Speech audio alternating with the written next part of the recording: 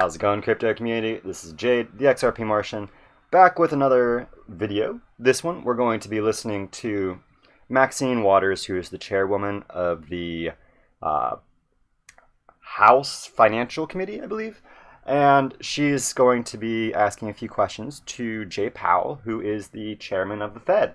So this exchange is actually kind of interesting because it's discussing how essentially American politicians feel about the digital economy as a whole, not just LibreCoin, right? LibreCoin is the straw that's broken the camel's back, so now these individuals, these high-profile figures, have to convene and really figure out what's going on and be transparent to this, at least a degree, with the public, you and me, so that we're aware that they're actually entertaining these things, right? When just a few months ago, 6 months to a year ago, they were saying all this stuff, it's going away, bye-bye cryptocurrency, but now it seems to be here to stay, right?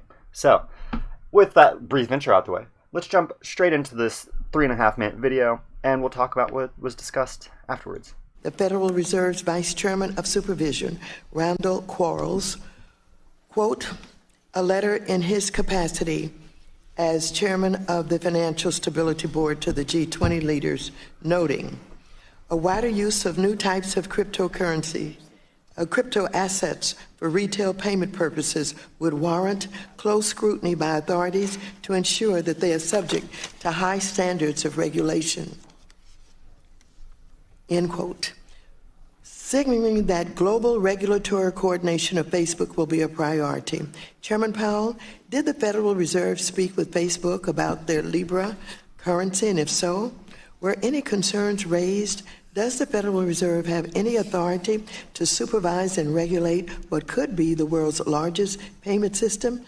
Does the Federal Reserve have any concerns about monetary policy with regard to Libra? Thank you, Madam Chair.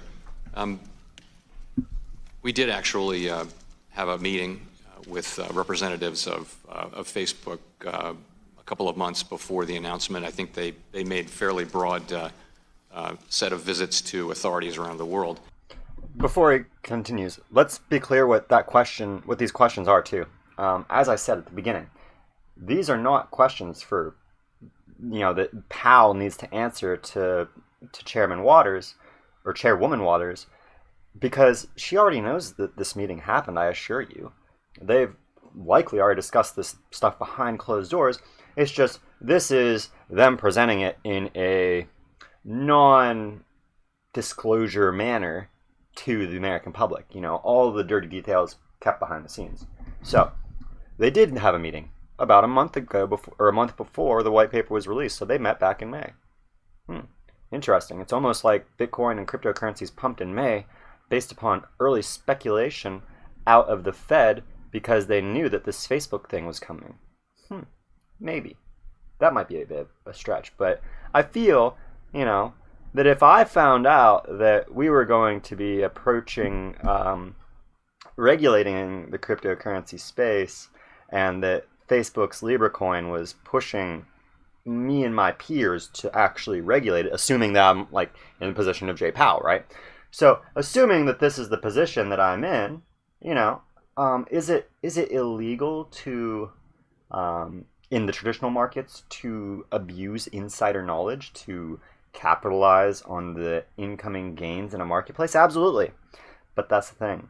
Those same regulations are not in place or applied yet to cryptocurrencies. So people are going to do it. And I bet you anything that's exactly what happened to a degree. Now, obviously, there's tons of people who got in back in May that were not hip to this jive that was going on. They got in because, any other number of reasons that people want to come up with.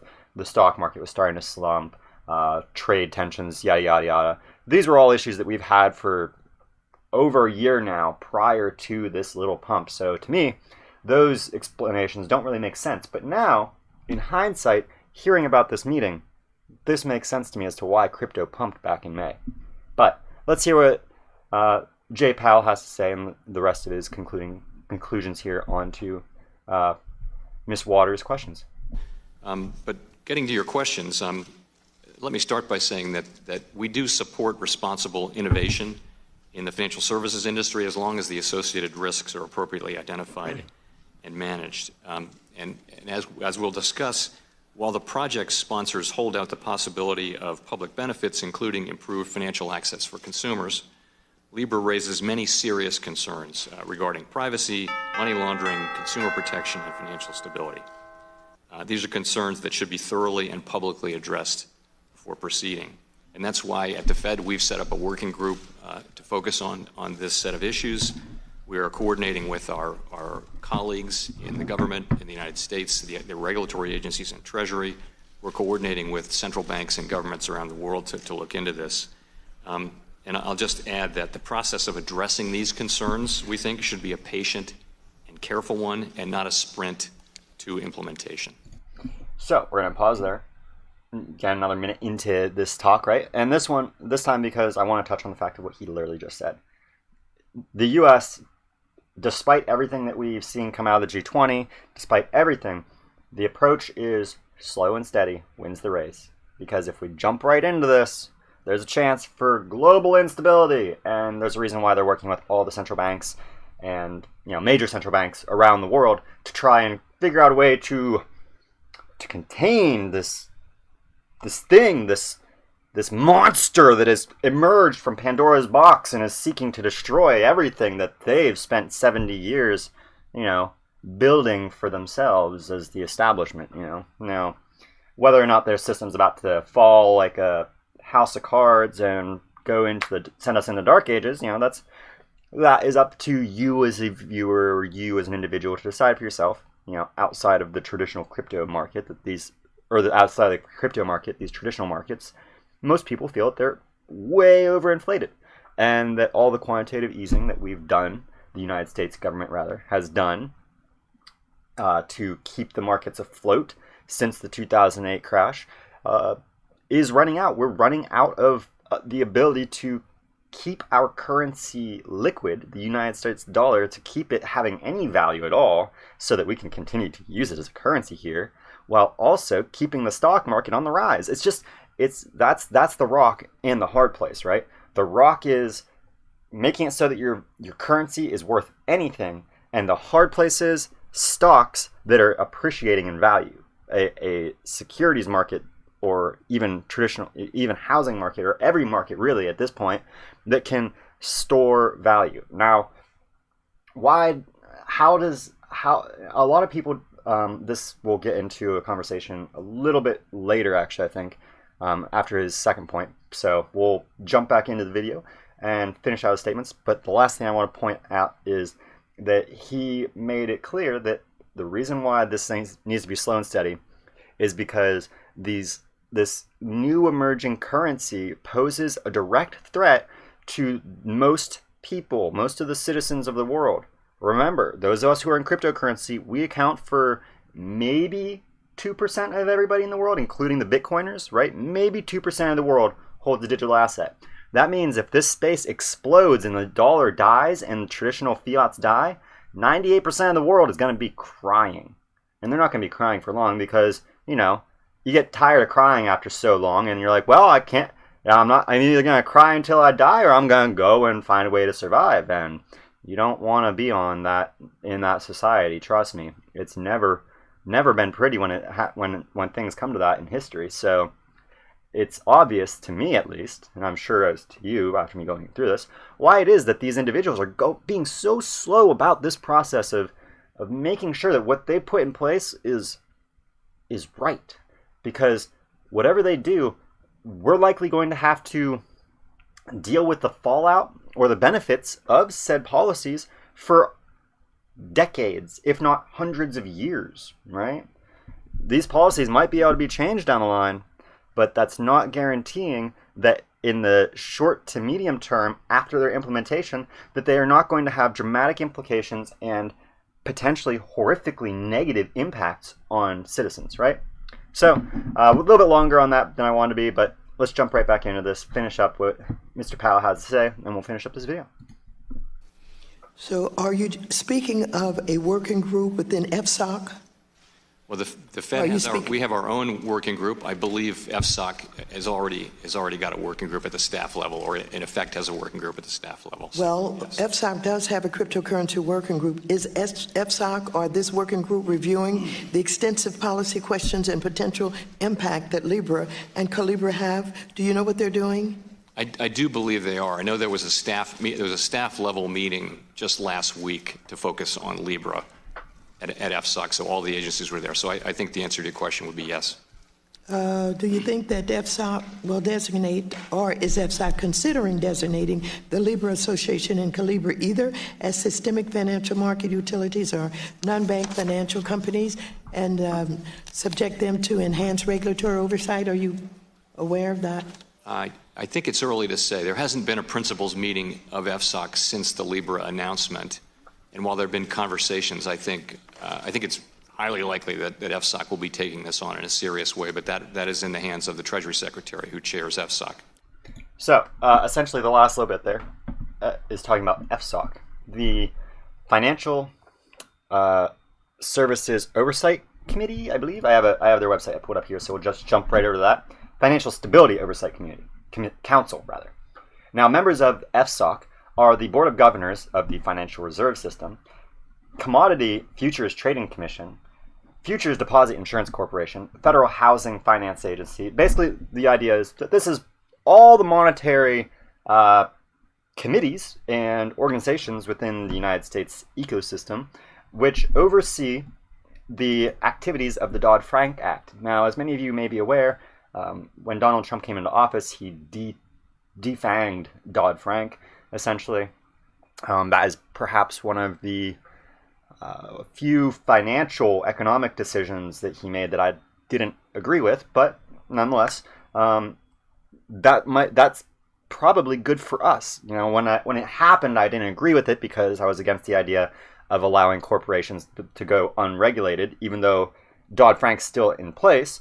It has no teeth. They can't use it effectively. You know, it's like if you create a organization to end world hunger, but nobody puts any money into it, right? Hey, cool, you have an organization that's going to end world hunger, but only if people put money into it. That's how it works when you cut financing to a act such as the Dodd-Frank. And as I said, that may have been bad in the past when it happened, but now, in hindsight, looking at the digital asset ecosystem, this means that the concerns that some of you may have in regards to the words used by Maxine Waters in regards to the fact that this how is FSOC intent on applying comprehensive not just tax but regulatory structures on top of this ecosystem. And Powell's, you know, you saw him play wish-wash, right? He was like, well, you know, we just met last week talking about this. I know that they've talked about it, but, you know, no certainties, you know, nothing's there. So the idea is that these organizations are likely going to come up with their own policies, but as far as how well they can be capitalized on, how far will they be able to take said policies that they implement, it's uncertain yet. And by and large, it's still uncertain how any method of taxing this ecosystem is going to be effective. And so that, more than anything, is why we are still, after a year and a half, you know, at least a year and a half that we've been talking now about regulation, we still are twiddling our thumbs, you know. G20 met, they came to what appeared to us to be an agreement, but once again, the United States is holding up the whole freaking world because it's got to be number one and it's got to make sure that nobody else has an advantage over it. Well, heads up, America. The reason why we're all going over to XRP and the digital asset ecosystem is because we're tired of somebody being at the top of the pyramid. It needs to be decentralized. In America, you're going to learn your place, and sorry. Now, that's going out to all my fellow Americans, too, as a warning, right? Because we're the ones that are going to hurt for that. Well, those of us in cryptocurrency, you know, they're in this space, in my opinion, as a non-financial advisor. We're probably solid. But those who we in the crypto community like to call no-coiners, fiat maximalists, individuals who do not invest in cryptocurrency, it's going to be a very scary time for them, in my opinion. But at the same time, it's a necessary step. It's a necessary pain that society will experience no matter how well these regulations are rolled out. Americans will experience some degree of pain, but it's necessary so that we can grow towards a more sustainable society. And the short-term pain that we will feel, assuming these regulations are constructed in an intelligent and efficient manner, we will not have to worry about such devastating inequality on a global scale, hopefully ever again. Hopefully this system, because of its decentralized nature, its inability to be capitalized on by small groups, and the encouragement to avoid such thing by the ability to create new blockchains, right? Hopefully this new decentralized ecosystem makes it extremely discouraging for such inequality to actually arise, right? Now, granted, the digital ecosystem is very consolidated as far as where the wealth is and where the power over these systems are as of right now. My belief is that this is simply because of the fact that we're so early to a nascent ecosystem. And there are so many people out there, the mass majority of people do not believe in this nascent ecosystem yet. So that is why we see the concentration of most of the Bitcoin in the hands of like 50 people, most of the XRP in the hands of 200 some companies, most of, insert whatever cryptocurrency into insert the individual who's been here for 5 years longer than any of us, right? That's just a growing pain, and that will pass with time. Now, as far as whether or not each of those groups and currencies that I listed will be successful in the long term, who knows? I'm not claiming to be a fortune teller. I do not have a crystal ball that I look into and say, oh, looky there, December 12th, 2019, XRP is going to be $100,000. No, I can't say that, right? Nobody can. Nobody can say where we will be even tomorrow, let alone in a few months, few weeks' time. Now, as many of you are aware, XRP is down significantly right now. I believe that we're down at least 10%, at least 9%. We were down below 10% at a point. Yeah, well, 8.92. So, for any of you out there, again, I'm not a financial advisor, but my personal look at what is going on with the market right now, I'm actually kind of depressed. Not because I'm sad that XRP is going down, but because I don't have any money to buy this dip right now. And so part of me, don't get offended, XRP community, I understand. But I really hope that this stays low, because I will be getting my first YouTube paycheck in the next, hopefully, week. So when that comes in, look forward to, as I've said here on my Facebook, me announcing a date for when I'm going to be doing a giveaway, XRP giveaway, here on the YouTube channel. So maybe if this dip stays low, it'll be a blessing in disguise for everybody who is a regular to my channel, so that you can get your hands on maybe a little bit more XRP, assuming I get to buy this dip when my YouTube check comes through. So to everybody out there, if you are not already a subscriber, be sure, hit that subscribe and ring that bell so that you'll be able to know whenever I start that live stream for that XRP giveaway. Also, if you haven't already, please hit that like. It helps me with the YouTube algorithms, and if you enjoyed my content, help me get other people into this ecosystem of ours so that they can also enjoy my content. As always, I would not be here without any of you who have viewed my video to the end, so thank you so very much. I wish I could shout out everybody who has become a regular follower of mine, but there's just so many of you that it's impossible to keep track of.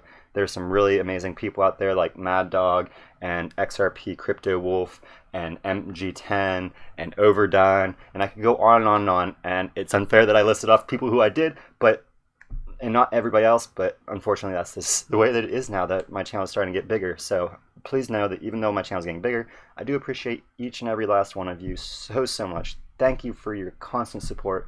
Thank you for your constant encouragement. And thank you to those of you who are offering me legitimate constructive criticisms on my content, because that's how I, as an individual, am going to grow this channel and make sure that the content is of the highest quality that I can personally offer you.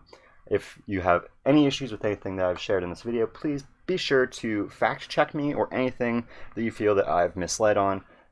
Just do so in a mature and, non-emotionally driven way, and I will absolutely engage with you, as you will see that I do in almost all of my comments section. I think that's why a lot of people enjoy my content, because I'm so open to engage with everybody in the XRP and crypto ecosystem, so long as they're not a troll, right?